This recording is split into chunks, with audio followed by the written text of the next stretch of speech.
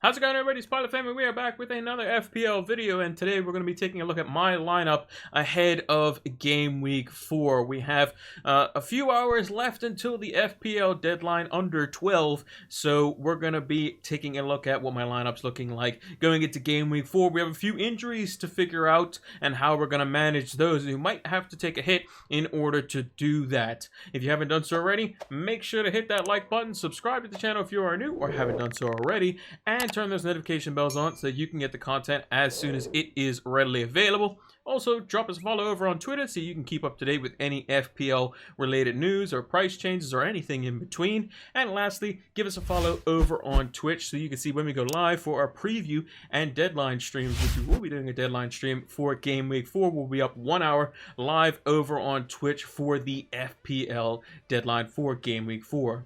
So without further ado, let's talk about our partners for this video with Fantasy Football Scout.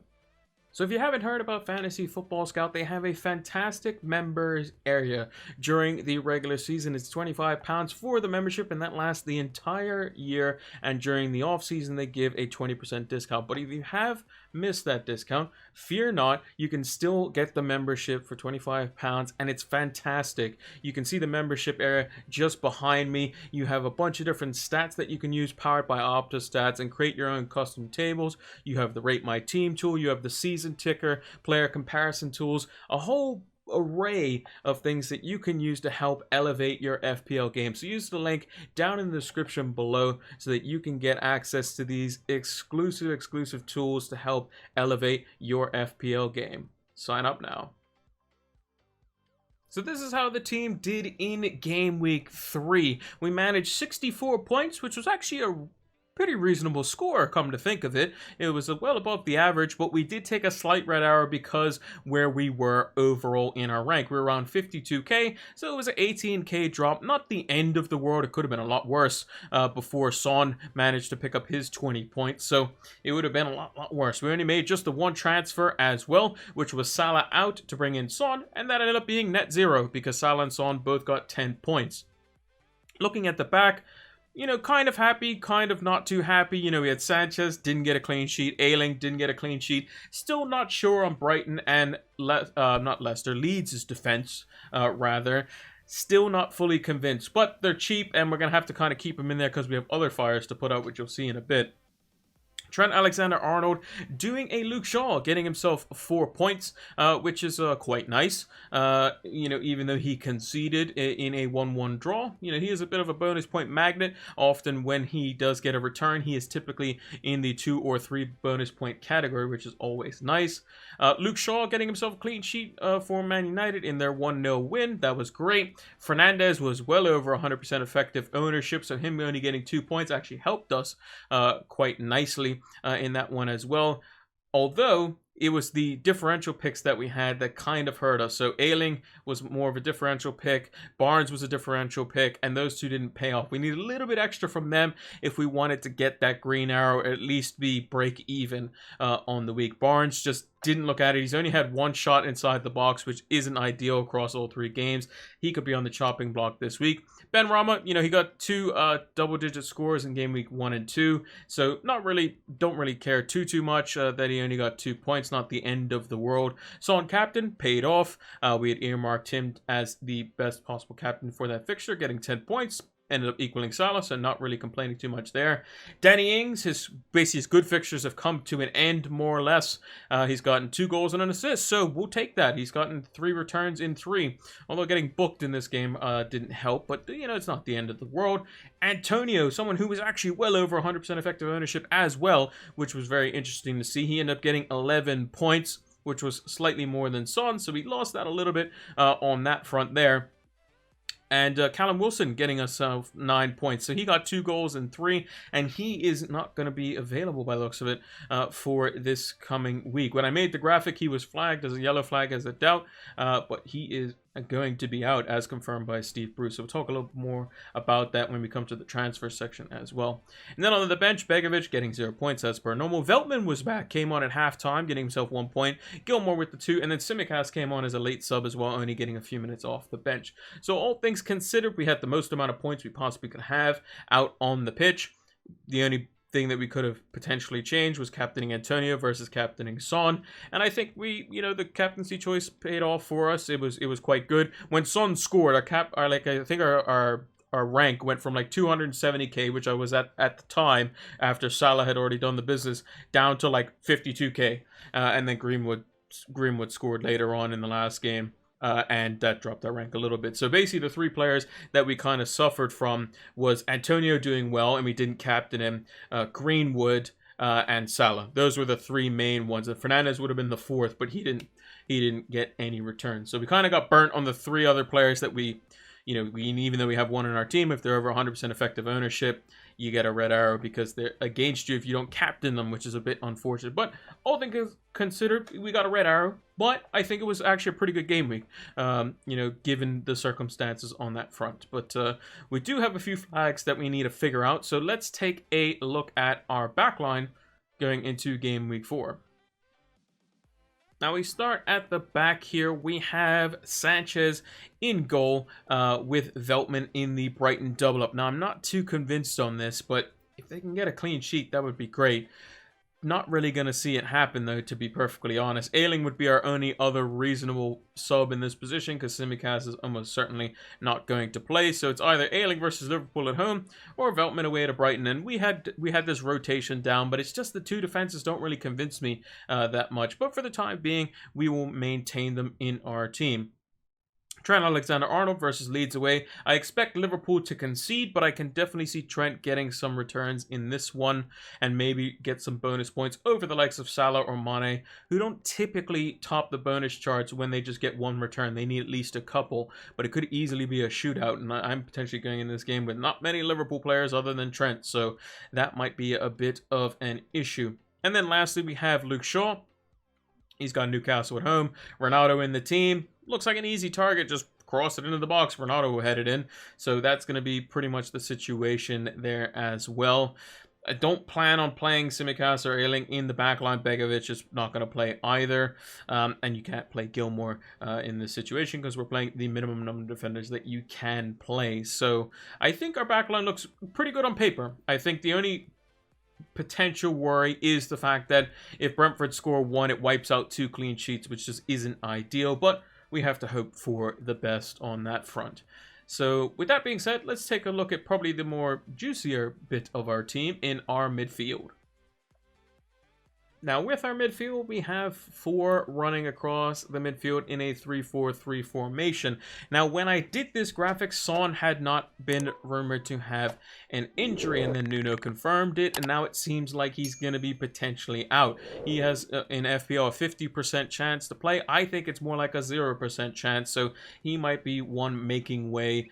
He would be my vice-captain for this week if he was fully fit and I wasn't transferring him out, although I have 2 free transfers, so we'll have to kind of weigh up that decision as we go forward, and I'll talk about that in just a second when we go to Fernandes. Ben Rama and Barnes. Again, Barnes is another midfielder that could be making way. There's just so much better options for cheaper in his position. Like Rafinha after this game week is fantastic. Traore is looking great even though he hasn't scored. You also have the likes of Ismail Assar, which I'm heavily considering as well for 6 million. There's just a lot more options in and around his price bracket or less that is going to do much better. And if you have a little bit extra cash, Mason Mount, Ferran Torres, Diego Jota, if you don't have Tsimikas or can easily get to him, I think that they're just providing better value. Ben Rama, I feel no reason to get rid of him. He's got a good fixture this week versus Southampton. I think they should do quite well in that fixture. Yes, West Ham are leaky at the back, but hopefully they got a lot more going forward. And it's a similar type of game versus when they played Newcastle and they get 4 goals again. That would be fantastic. And then Bruno Fernandes, he is currently our captain at the moment, although that is probably going to shift to a certain CR7 when we bring in Ronaldo as well. And I think that Fernandes and Son, that was my major decision. Which one is going to make way for Ronaldo if I were to bring him in, or when I am going to bring him in because I am going to bring him in. And I thought that on paper, assuming that Son and Fernandes are both fit, I think that Fernandes has the better fixture. He's at home, he's versus a worse defense, and Son has a poor record historically versus Crystal Palace. And with the Son injury news, it just makes it a no-brainer. So I just tried to see if I could work things around with Son's money versus Fernandes' money, because obviously Son is much cheaper in FPL than Fernandes, 1.9 million cheaper to be precise, and I think that makes the most sense now that he is injured. It just kind of made the decision for me. And then it's just a matter of would I want to play Gilmore over one of my forwards, and I think Gilmore versus Arsenal away is just not really a good fixture, and it's also Gilmore. He's going to be playing a deeper lying midfield role. He's there just to be 2 points first on our bench if somebody didn't play. And if we're keeping Barnes, he might come in for Barnes because I can expect Brendan Rodgers versus City to go to a back three and play a 3-5-2 to shore things up in the central of the park, where City like to move the ball quite quickly, so they need a lot more bodies to kind of protect themselves from there as well. Now, with that being said, let's take a look quickly at the forward line, and then we'll go on to the tinkering sheet. And our 3 forwards that you can see here, Wilson was initially yellow flagged when I made the graphic, but now he has been ruled out. Steve Bruce has said that he will not participate in the Man United game, and he is going to be definitely making way. Now, originally I was going to keep Wilson, and I was going to get rid of Danny Ings, because Danny Ings' fixtures aren't that great. So basically, my decision was made up for me. Son's injured, Wilson's injured, Barnes isn't performing. Those 3 players can come out and we can see what we can do, and we'll look at that when we go over to the transfer page. So that would be for -4. As you can see just above me, I have 2 free transfers. I don't necessarily need to wildcard. I think if I'm looking at a -12 or more, then maybe the wildcard would be the best thing to go for. But I think that a -4, maybe a -8 could definitely solve the issues, making it a lot easier for me in the weeks to come as well. And I might not even need to wildcard come game week 8, depending on what type of squad we have going forward. Antonio, I mean, he's got double-digit returns, 3 games running. He played for Jamaica in one of the games that they played, so he was back in time. Didn't have to, do any craziness like the Argentina players did. So he is perfectly fine and ready to go for this week. And then lastly, Danny Ings. Now, I'm not happy that I have to have him in my team, but we'll talk about, between him and Barnes when it comes to the transfer screen. And I think that Danny Ings, having the history that he does versus the traditional big 6, as it were, he does tend to nick a goal every now and again versus the likes of Chelsea or United or City or Leicester, at least when he played for Southampton, now a completely different system, over at Aston Villa. But his next 2 fixtures, if you took them in isolation, yes, Chelsea away is not great, but Everton at home isn't bad, and we'll see why I might be able to keep him for those 2 game weeks and still might be able to get something out of him. And at the end of it, it'll be 5 game weeks, and if he gets a return versus Everton, you're looking at 4 returns in 5 from an 8 million striker. I think that's very, very good, to be perfectly honest. So I'll be happy with that if I can get that. Just not really happy about him this week for this fixture. So that's what my team looks like on paper as of now. But let's see what we can do with the money in the bank that I have and the squad value to see if I can make some changes for Game Week 4. So as you can see up on the screen, we got some flags to deal with. So as you know, Son I said was 50% chance. Wilson is definitely out. He is red flagged. Unknown return date as well, which isn't ideal. He is not got a return date. Would I have liked him in these next three fixtures? It would have been decent to hang on to. He's a bit of a differential. Also, they finally got his FPL picture with the new jersey on. But unfortunately, Wilson, I made the graphics beforehand, so you're going to have to make way. So he's definitely going to make way, which gives us 10.4 million left in the bank. Son, I'm not too convinced. This would be the only other fixture that he's even 25% out. He was 50%. I'm not too convinced that I would keep Son for this fixture over Fernandes, and that's kind of the decision that I have to make. He's the one who's flagged, so I'm going to get rid of him as well.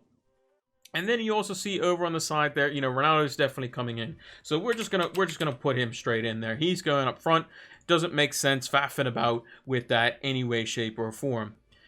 Now, when the decision comes down to it is, do I keep Barnes for 2 game weeks or do I keep Ings for 2 game weeks? And what do I mean by this? So if I take a hit this week, next week I definitely want to do Fernandes to Salah. I want to bring back Salah because they have Crystal Palace at home and they have Brentford away in game weeks 5 and 6. Yes, Salah versus Man City isn't great. We'll probably keep him on the wild card for game week 8 as well, if we do wild card there, and we'd want him against Brighton at home, and he'd be perfectly fine, and we can use him in his FDR rating of 2 fixtures when he plays Villa, Newcastle, and Southampton at home. Those should be all fine for Mohamed Salah.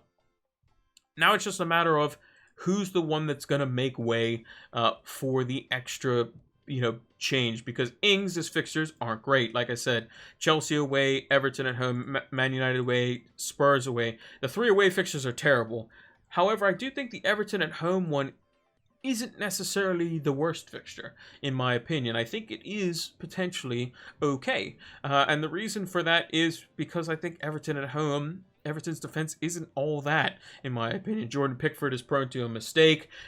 Keane looked like he wasn't really too sure on the ball when he was indecisive versus Southampton. And Ings, obviously former Southampton striker, is definitely good enough to take the ball off him and then run him behind and put the ball in the back of the net, just as Armstrong did. So it's just a matter of whose fixtures do I like better. Do I like Ings' fixtures, or do I like Barnes' fixtures? Well, Ings has scored 3 returns in 3. Barnes has got a big donut when it comes to goals and assists. And he plays Man City, so his home fixture is versus the stronger opposition, whereas Danny Ings is versus Everton. Now, Brighton away from home is arguably a harder fixture than Everton, who will be playing away from Goodison Park. So that's why I kind of made my decision. We'll keep the guy who's somewhat in form. We'll keep him for potentially another 2 fixtures, because in game week 6, we can take Ings out and bring in Bamford. We can bring in Jimenez. We can bring in whichever striker looks like they're doing the best. And it also gives us a little bit more time to see how Leeds do versus the weaker oppositions in game week 5. It also gives us a look at how Wolves are doing, because if we go down and look at Wolves' fixtures, Wolves has Watford, and then they have Brentford at home as well. So we have to kind of take a look at them and say, can you do it versus the pretty easy teams? You haven't had a good start to the season, but can you do it versus those easy teams? And that would be great. So we decide to keep Ings in. Then it's just a matter of who we're going to bring in midfield. Well, the one midfielder, the 4 midfielders I'm looking at is Ismail Assar and the likes of Adama Traore. Those 2 are the ones for the cheaper spot that I'm looking at. I would be looking at Rafinha, but Rafinha doesn't. There was rumors that he wasn't going to play this week, but also he plays versus Liverpool as well. So it's not necessarily the best idea to bring him in personally, and who's to say that they might not revoke, then they might enforce the bans in a further game week. I'm still not too sure. I'm going to steer clear of that personally. So I am looking at Ismail Assar, who has very good fixtures. Wolves at home, Newcastle at home, Norwich away in between those 2. Yes, he plays versus Rafinha in game week 7, but I think he's going to be good for these run of fixtures, and I think that he can do well in these fixtures.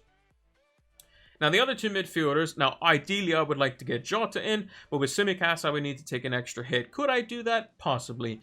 But the other 2 midfielders that I'll be looking at is Mason Mount and Ferran Torres. And the reason I'm going to go Mason Mount, and I'll show you in a second, is because he allows me to not only get a Chelsea player in versus Aston Villa at home, which he has been ticking along quite nicely. His XGI is actually higher than the likes of Ferran Torres. And when I compared the XGIs between him, Jota, Ferran Torres, and Adama Traore, he was actually second among all of them. So I think it was only Traore who was higher than all 3 of them, which is quite interesting. It was either him or Jota that was first. So Mason Mount is ticking along quite nicely, and that leaves us 1.3 million in the bank. Now I could easily get Jota in, and he'd be 0.1 more, and we could replace Tsimikas with just some cheap defender, and that would be for -8. But I think the -4 is definitely fine. It allows us to keep Mount and use him for game week 7, and this would be the plan. It'd be get rid of Fernandes in game week 5, bring in Salah and captain him. Because when Ronaldo has West Ham away, Salah has Crystal Palace at home, a very good fixture. Then we would also have 2 Liverpool players in for game week 5 and game week 6. We can then look to take Ings out after game week 5 when he's played Everton at home. If he's done 2 blanks and 2, then we have a reason to basically get rid of him. So we'd get rid of Ings. We can then bring in Jimenez. We can then bring in Bamford. It doesn't really matter which one we would bring in, whichever one is looking good. Now, These two fixtures would show if Wolves are actually a decent team or they've been just unlucky. And then we'd have Southampton away, Newcastle at home, Aston Villa away, Leeds away. You know, the fixtures go on and on and on. And as well as the Leeds' fixtures are still quite decent all the way up until game week 10. So Bamford would be slightly more of a shorter term pick, but it would be easy for us. It would allow us to get a little bit more information to see how good Leeds and Wolves are. We'd have 2 game weeks to kind of assess that. So we can use that time to say, okay, did Wolves beat Watford? Yes, they beat them by a good bit of goals. Yes, they also beat Brentford by a good bit of goals. All right, we can bring in Jimenez because we think he's going to do well. And his stats have shown that he has been quite good stats-wise. Not been necessarily accurate with his shots, but he has been getting a lot of them and creating chances as well. So that would be in game week 6. And then in game week 7, we can use 1 free transfer to do whatever you want. Me personally, I think what it would be is Trent Alexander-Arnold, and we bring in the likes of Reece James, who would be available again for Chelsea, most likely, as he is back in game week 5. We'd bring him in for the Southampton at home fixture. Then we'd have 2 Chelsea players already in place for that fixture. Yes, we wouldn't have Lukaku, but we can easily captain Ronaldo versus Everton at home, and that would be perfectly fine in my opinion. You can also easily captain I could captain Mason Mount if I wanted to, but I think Ronaldo should be perfectly fine. Antonio versus Brentford at home could easily be a good captaincy shout as well. I think I'll probably lean towards Ronaldo in that.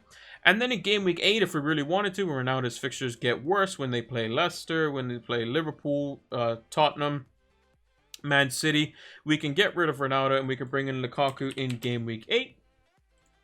When his fixtures are really, really good, and he's just basically permanently captainable up until and including, like, I don't know, game week 14-ish. Like, yeah, it'd be versus Man United, which isn't ideal.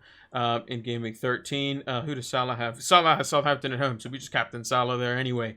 So it'd be perfectly fine, and you don't really need to wildcard, I think. You know, the only position that wouldn't be ideal, you know, Sarr versus Liverpool wouldn't be great, but we can easily, you know, potentially bench him as well. Or if we didn't want to get rid of Trent and we wanted to keep him, we could get rid of Shaw and bring in Reece James in game week 7, and then have Reece James, Trent, Ayling, and Veltman. And then if we go into game week 8, we didn't really want to play Sarr because he is versus Liverpool, which isn't ideal.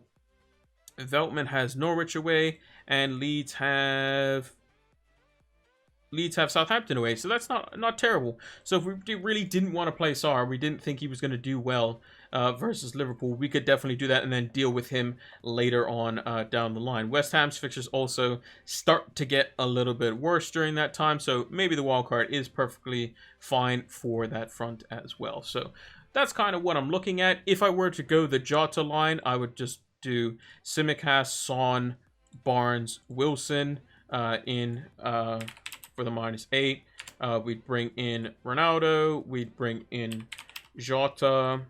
We'd bring in whichever cheaper midfielder. We'll just say Sarr for the time being. And then I'll just put in Livramento as an example. And then we can still do the same moves. We could bring in Salah for Fernandes in game week 5. We could then bring in Jimenez or Bamford in 6. And then we can do Shaw out in game week 7. The only issue with that is that having Jota and Salah and Trent come game week 8, or game week 7, sorry, when they play versus Man City, we got a lot of players playing against each other, or at least Man City playing against a lot of Liverpool players, which isn't necessarily ideal. Salah, yes, I'd be perfectly fine keeping. Trent, possibly be perfectly fine keeping him, but having all 3, probably not so much. And maybe Firmino's back by then as well, so that would be a bit of an issue on that front as well. So I think this makes it a little bit better, and we can't go Jota and Mount if we go for Ronaldo, even if we have Livramento. We just don't have enough money to do that,